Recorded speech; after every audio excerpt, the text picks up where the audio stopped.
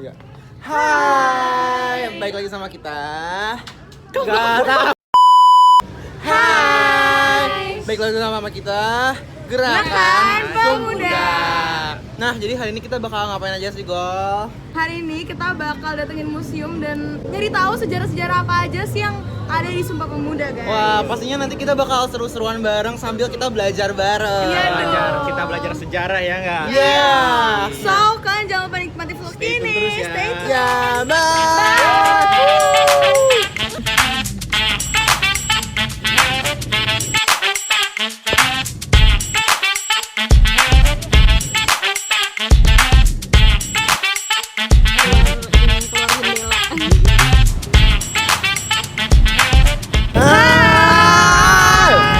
Jadi kita udah sampai. Kita udah sampai di Museum Sumpah Pemuda. Di belakang ini ada Museum Sumpah Pemuda, guys. Ya. Nah, daripada kita di depan terus, mending kita langsung masuk aja nggak sih? Langsung masuk aja, Nah, guys. langsung masuk. Nah, ayo, bye. Kita langsung masuk. Kita udah nyampe di Museum Sumpah Pemuda. Nah, kita udah kelihatan nih ada sejarah-sejarahnya dan ada penjelasannya. Nah, kita di sini aku bakal ngejelasin awal dari latar belakangnya dulu nih tentang organisasi gerakan Sumpah Pemuda. Nah, latar belakangnya tuh apa aja sih? Nah, jadi latar belakangnya adanya organisasi-organisasi gerakan pemuda di Indonesia itu karena awalnya tuh di organisasi Budi Utomo ada yang namanya anggota-anggota yang kurang diakui. Nah, anggota-anggota yang kurang diakui itu berinisiatif untuk membuat organisasi sendiri, yaitu organisasi pemuda di Indonesia gitu. Nah, jadi awalnya tuh organisasi Budi Utomo didirikan oleh pelajar atau pemuda-pemuda di Indonesia. Tapi seiring berjalannya waktu, Budi Utomo itu diambil alih oleh kaum pegawai negeri dan priai. Nah, karena golongan muda ini yang lama-lama tersingkir, jadi mereka berinisiatif untuk membuat atau mendirikan organisasi sendiri, yaitu yang akan dijelaskan oleh teman-teman saya nanti. Nah, tadi kan aku udah jelasin tentang latar belakangnya dari organisasi pemuda di Indonesia. Nah, sekarang kita bakal dengerin penjelasan dari teman kita, yaitu Golda. Nah, aku pengen nanya nih, Gol. Kamu dapat apa sih materinya? Aku dapat Perhimpunan Pelajar-Pelajar Indonesia nih, Chat. Oh, oke. Kalau gitu boleh kasih tahu kapan didirikannya PPPI ini? Oke, nih kalau misalnya kita geser-geser coba sini kesini coba. Mana? Sini nih, udah ada tulisannya nih guys. Di sini kayak dibilang berdirinya Perhimpunan Pelajar-Pelajar Indonesia itu pada bulan September 1926, teman-teman. Nah, jadi Perhimpunan Pelajar-Pelajar Indonesia ini didirikan itu diantaranya yang pertama ada Sugondo, Abdullah Sigit, Suwiryo, dan lain-lain gitu. Berarti banyak ya yang di. Benar. Nah, Golda, selanjutnya aku pengen nanya nih tentang PPPI ini nih. Jadi sifat dari organisasi ini tuh apa sih? Oke, jadi sifat organisasi ini itu non kooperatif, Chat. Non kooperatif ya? Yes, jadi dia ini bersifat kayak melawan kolonialisme. Berarti dia kan melawan gitu kayak gebrakan gitu kan? Berarti ada perlawanannya kan? Ada. Jadi perlawanan yang dilakukan sama Perhimpunan Pelajar-Pelajar Indonesia itu yang pertama ada demonstrasi atau unjuk rasa. Jadi itu mereka turun ke lapangan, mereka protes atas kebijakan-kebijakan kolonialisme yang mereka itu nggak setuju, gitu, Chat. Nah, jadi kayak Perhimpunan Pelajar-Pelajar Indonesia ini nggak cuma ngandelin tenaga atau kuatnya mereka doang, tapi mereka juga ngandelin otak atas kebijakan-kebijakan kolonialisme yang menurut mereka itu merugikan bangsa Indonesia gitu. Jadi Indonesia kayak nggak dapet manfaatnya gitu dari kebijakan itu. Nah, kita boleh minggir nih ya guys ke sini. Sini, Chat. Di sini juga udah ada kayak informasi tentang PPPI ini. Jadi Perhimpunan Pelajar-Pelajar Indonesia. Nah, di sini ada tokoh-tokohnya. Di sini juga ada tokoh-tokohnya, ini foto-foto para tokoh-tokohnya yang mempelopori gimana berdirinya PPPI ini. Jadi karena sifat pantang menyerahnya mereka, PPPI ini bisa menyatukan para pelajar-pelajar yang ada di Indonesia, terutama para pelajar Bandung dan Jakarta.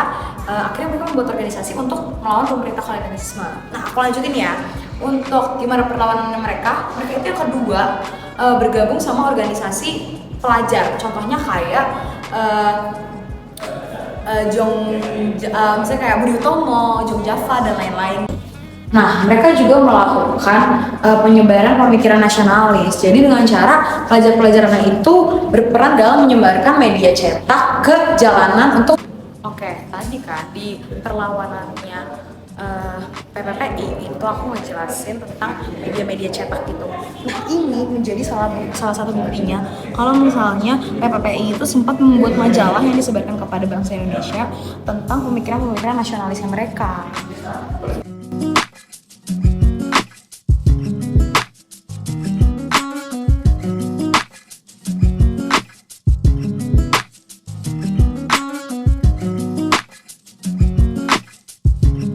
Nah, yang ketiga itu mereka itu melakukan diplomasi internasional. Jadi diplomasi internasional ini kayak pelajar Indonesia ini berperan dalam melakukan diplomasi Indonesia. Mereka itu mencoba untuk mendapatkan dukungan-dukungan dari negara lain dalam perjuangan mereka melawan kolonialisme gitu.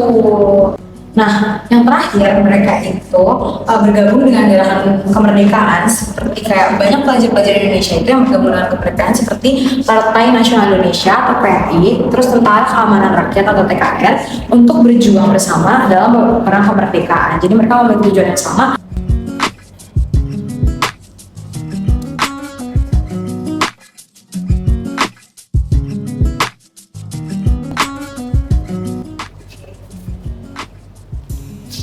Nah, tadi kan kamu udah jelasin perlawanan-perlawanannya. Yang pertama ada demokrasi, lalu ada diplomasi, dan juga bergabung dengan pemuda-pemuda dan pelajar-pelajar gitu kan. Nah, aku pengen tanya lagi nih, mereka tuh bubarnya tuh gimana sih PPPI ini? Jadi PPPI ini tuh bisa bubar awalnya itu karena Jepang. Jadi Jepang ini maksa mereka untuk nggak bisa leluasa bergerak gitu loh. Jadi kayak mereka dipaksa untuk berdiam diri, untuk dipaksa bungkam kayak gitu. Jadi karena rasa kayak kita terlalu ditekan sama mereka, akhirnya mereka capek dan jadinya bubar. Oh, berarti karena tekanan dan kayak emang nggak bisa ngapa-ngapain lagi gitu. Kayaknya gitu aja dari Golda, dan thank you banget udah sharing sama kita. Ya, seru banget. Nah, oke, kalau gitu kita lanjut ke materi selanjutnya, yaitu dari Jadi saya akan menjelaskan Jong Sumatera Lembon. Jong Sumatera Lembon ini didirikan pada tanggal 9 Desember dan juga pada tahun 1917 dan didirikan oleh Tengku Mansur. Nih guys, kita lihat dulu.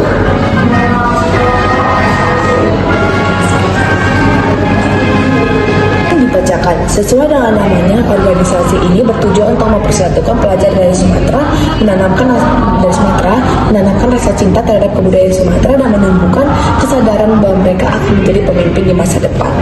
Jadi, cara melawan Jong Sumatera Lembon ini dengan namanya bertujuan untuk mempereratkan pemuda bangsa Sumatera dan mendidikan menjadi pemimpin di dalam bangsa dan juga mengembangkan budayanya. Sifat organisasi Jong Sumatera Lembon ini tersebut adalah nasionalis dan patriotik dan mendukung persatuan Indonesia. Mereka ini berusaha untuk menggabungkan berbagai kelompok etnis di Indonesia dalam perjuangan kemerdekaan. Jadi, Jong Sumatera Lembon ini bukan bubar, tetapi memisahkan antara budaya. Jadi, di Jong Sumatera Lembon ini adanya Jong Batasbon. Lalu di sini ada tulis. Namun, terdapat perbedaan budaya pada 1926 Jong Batasbon ini memisahkan diri. Karena itu, Jong Sumatera Lembon ini memiliki banyak permasalahan, dari mulainya kepaksaan oleh pemerintah kolonial untuk dibubarkan dan juga ada masalah perbedaan budaya. Tapi intinya adalah Jong Sumatera Lembon ini dan juga Jong Batak ini semangat perjuangan yang sangat penting untuk sejarah kemerdekaan Indonesia.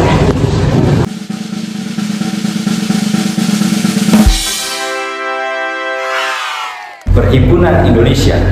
Nah, Perhimpunan Indonesia pada awalnya itu bernama Indische Vereniging, atau kalau dalam bahasa Belanda itu disebut Indische Vereniging. Nah, Indische Vereniging ini didirikan oleh Sultan Kasajangan dan juga RM Suroto pada tanggal 25 Oktober 1925 di Leiden, Belanda.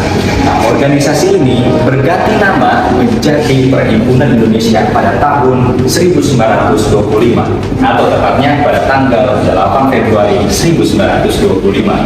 Berganti namanya ini menjadikannya sebagai organisasi pergerakan di Indonesia yang pertama kali menggunakan nama Indonesia. Indonesia menjadikan pelopor dari pergerakan kemerdekaan bangsa Indonesia. Tokoh yang terlibat antara lain seperti Muhammad Hatta dan para kawan-kawannya di sini. Di sini ada fakta menarik. Nah, fakta menariknya ini. Kenapa ini? Karena ini merupakan tulisan asli atau naskah asli daripada teks Sumpah Pemuda. Ya. Nah, di sini kan lihat kalian, kami poetera dan poeteri Indonesia mengakui. Nah, kalian tahu nggak pada zaman dulu, pada zaman sebelum kemerdekaan Indonesia, Indonesia itu masih menggunakan alfabet OE sebelum menjadi U. Nah, di sini ada jang. Ini sebenarnya bukan jang guys, tapi dibaca yang. Kenapa jang? Karena pada saat Indonesia pada masa penjajahan, kepemimpinan Hindia Belanda, J ini diartikan atau dalam bahasa Belanda itu Y, makanya dibaca yang satu bangsa Indonesia, bukan yang satu bangsa Indonesia. Jadi itu guys fakta menarik.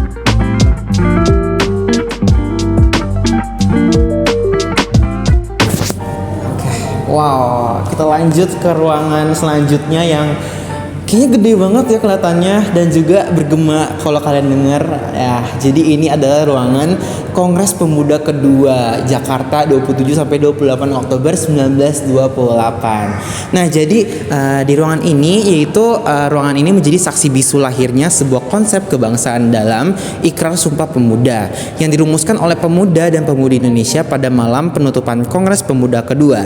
Nah, di ruangan ini tuh berlangsung selama 6 jam, dimulai dari jam 5.30 sampai jam 11 malam 30. Nah, di ruangan ini pula lagu kebangsaan Indonesia diperdengarkan untuk pertama kalinya oleh penciptanya yaitu W.R. Supratman. Nah, jadi ini ada orang-orang penting di dalam Kongres Pemuda Kedua, yaitu yang pertama nih ada Bapak Rohyani Suud, lalu juga ada Muhammad Yamin, lalu ada Sugondo Jojo Puspito, lalu ada Joko Marsaid, ada Amir Syarifuddin, dan ada Kaja Sungkana, dan ada W.R. Supratman yang menciptakan lagu Indonesia Raya. Nah, jadi kalau kalian tahu Muhammad Yamin itu adalah yang merumuskan Sumpah Pemuda. Nah, Sumpah Pemuda ini diberikan lagi rumusannya kepada Bapak Sugondo Jojo Puspito saat Sunario Sastrowardoyo berpidato.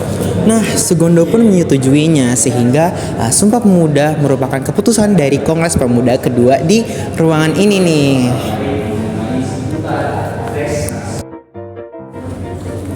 Nah, jadi di sini ada ilustrasi saat terjadinya Kongres Pemuda Kedua, dan kalian lihat kan ada banyak perwakilan-perwakilan dari berbagai organisasi pemuda.